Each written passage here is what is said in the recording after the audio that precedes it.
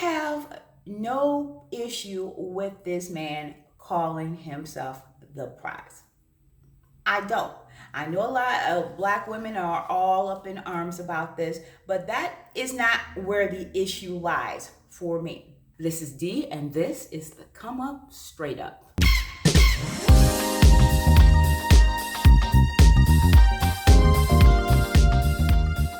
This is D. Welcome back to my channel, and if you are new to this channel, welcome. Well, guys, I am back with a new video, and this video was requested, and someone asked me to speak on the subject of the black law school graduate describing himself as the prize. They wanted to know my thoughts on this. But before I get into all of this, you guys, please do not forget to subscribe to this channel, as well as my second channel, Pretty and Things. And do not forget to turn on those notifications so you are aware whenever I upload a great new video just like this one. Okay, you guys, so let's get into it. Now, by the thumbnail, some of you guys can be like, oh, what's she gonna say? What does she mean? I have no issue with this man calling himself the prize. I don't. I know a lot of black women are all up in arms about this, but that is not where the issue lies for me. You know, on this channel in Hypergamy, we preach. I tell women, you are worthy, you are valuable. And in order to attract a high value man, you have to see yourself as such. You have to carry yourself as such. But the same thing is true of a high value man.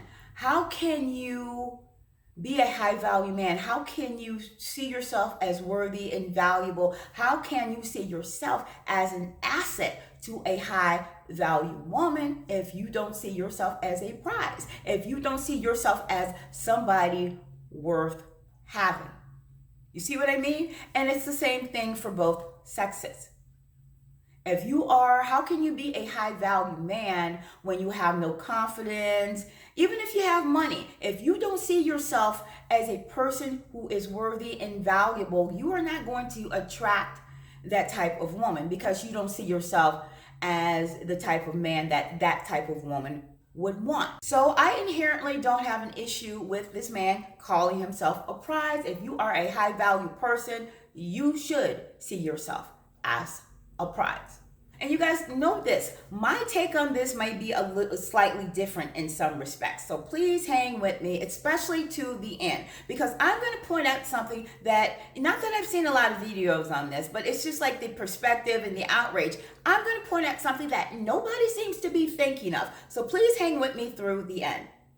Okay, so where did he go wrong in my opinion? Well, in a lot of people's opinion. Now, if you guys don't know what I'm talking about, there was a guy, I'm not even gonna say his name because there's no way I'm gonna give him life at all. Now on this channel, this guy posted in Instagram saying that black women typically don't want to date down and prefer to have a black man that is on the same playing field as her or higher. He said black women don't want to deal with a black man who is gay on the down low, has baby mama issues, or has a felony conviction, okay? But he's saying that statistically, 37% of black men are in jail, and 1/3 of black men have some form of criminal record. Now, he says that he is the exception. He just graduated from law school. He has tremendous earning potential. He is single. He has no baby mama drama. He's attractive. He is heterosexual. So with the black woman's desire to, have a black man, he is the cream of the crop. What bothers me about this is the anger towards black women. First of all, why is this directed just towards black women? Why is this venom directed just towards us? We all know that white women, the majority of them, do not date down. Okay? Why would you want to date down? It is accepted that a white woman wants a certain lifestyle. She wants a certain type of man. She wants to be seen as the prize. She wants the man who's going to provide for her and protect her. And that is completely acceptable. No one questions that. It is a given. So why is it an issue that a black woman wants that? Why is our desire for love and a man who values us and provides for us, why is that being held against us? This man basically is checking us. This man is saying, wait a minute, black women, you guys need to, you're out of pocket. You guys are forgetting your place. You guys are being uppity. How dare you not want to struggle? How dare you want to be a wife instead of a baby mama? How dare you want to be upwardly mobile? These things are not for you, most of you.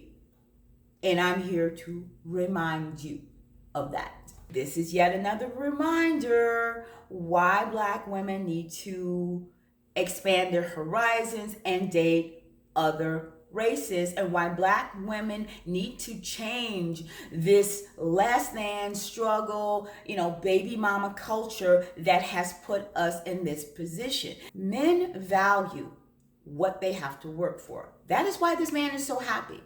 This man had to work for that JD. He is one of the few black men in his position. He has had to work for it. This is an achievement for him.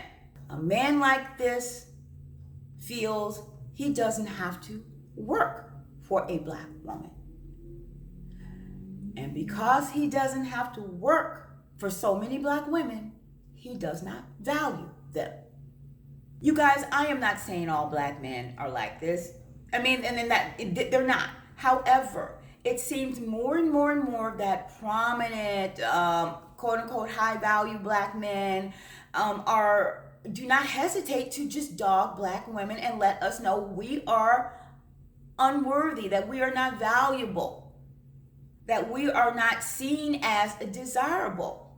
Black women, how long are you going to keep caping for men who do not want you? How long are you going to continue to beat your head against a brick wall? A lot of black women are their own enemies because they refuse to change a losing game. Last but not least, and this is the aspect of this post that no one seems to be talking about, and that is the fact that once this guy graduates from law school, he then has to take the bar exam. He has to pass the bar exam.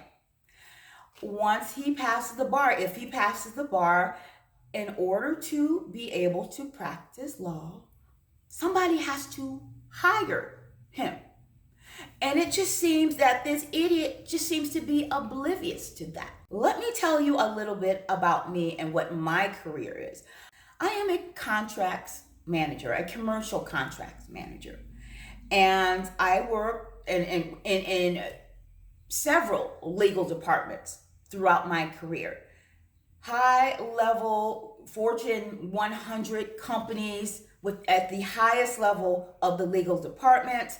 The name of the game is to protect the company, mitigate risk to the company. One of the skills required in order to do that is to understand nuance in contract language. This guy thinks he's slick by how he worded a certain part of this Instagram post. This guy says he is attractive, he has no criminal record, and he has no baby mama trauma. As a contracts professional, that language is considered ambiguous. He says he has no baby mama drama. He didn't say he had no baby mamas. I'm saying this, you guys, to put you up on game, because if it ever comes out that this guy has 1, 2, 3 baby mamas, black women are going to go off and be up in arms and say, oh, you see, this guy's a liar. He said he had no criminal record. He said he had no baby mamas, and it looks like he has two. And this guy will calmly go back and, use that to slam black women again and say, oh, here you guys are cutting down a black man. You say you want a black man, but look how you treat him. Because I did not say I didn't have a baby mama or baby mamas.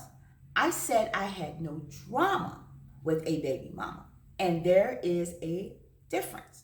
If it ever comes out that this guy has a baby mamas, please do not be in the comments calling this dude a liar, because he's not. He's just trying to be slick. What nobody is talking about is how this guy has potentially ruined his career before it even gets started.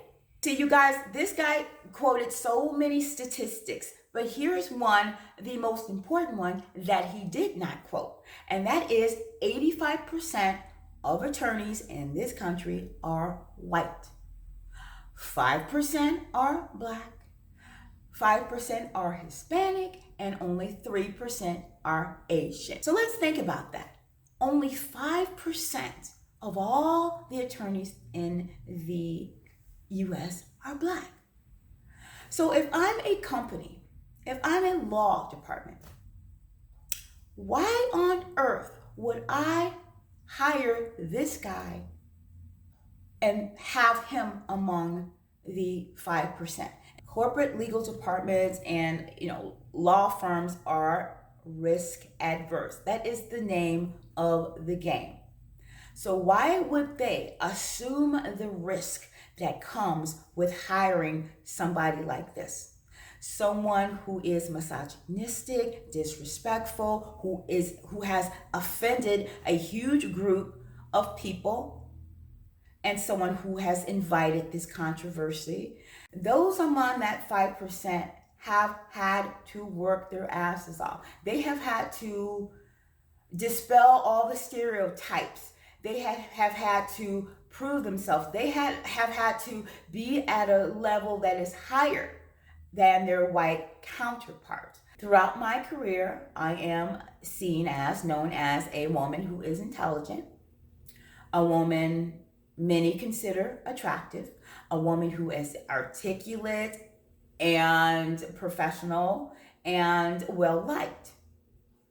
I am also a woman who very much attracts white men who tend obviously to be in the upper echelons.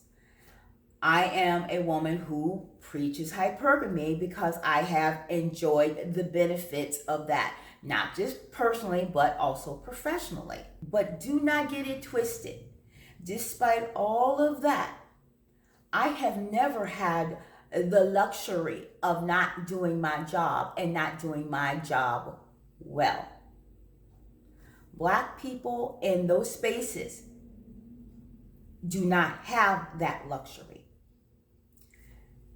And image is very important. White men are going to look at him like, you're pathetic. We graduated from law school too. What do you want? A cookie? What you're supposed to do is act like you belong. Act like you've been there before. White men are not on Instagram, first of all, demeaning their women and flossing and, posing and all this stuff because they graduated law school. He is not Jackie Robinson. He is not the first black man to graduate from law school. Do you think if you are an attorney, a black attorney, who has fought so hard to get where you are, when you are only 5% of the attorney population, when you have had to fight against those stereotypes, when you have had to prove yourself, when you have had white attorneys push back against you because you're a black man, and how dare you, assert yourself and, offer a position contrary to theirs. How dare you have that type of confidence? If you are a black man who have experienced that and continues to experience that, there's no way you are going to align yourself with this, someone who takes you back 20 years. The biggest strike against him is going to be his lack of judgment. How can we, as a legal department, as a law firm, trust this guy's judgment?